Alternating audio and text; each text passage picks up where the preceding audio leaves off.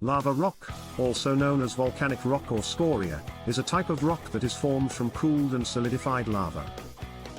It is often used in horticulture as a mulch or decorative ground cover because it has several properties that make it beneficial for plants.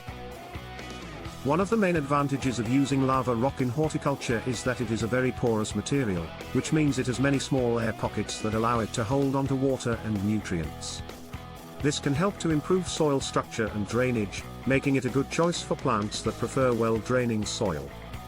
Lava rock is also resistant to decay and compaction, so it is long-lasting and can help to prevent soil erosion. In addition to its practical uses, lava rock is also popular in horticulture because it has a unique and attractive appearance. It is often used as a decorative ground cover or as a mulch around plants, as it can add visual interest to a garden or landscape.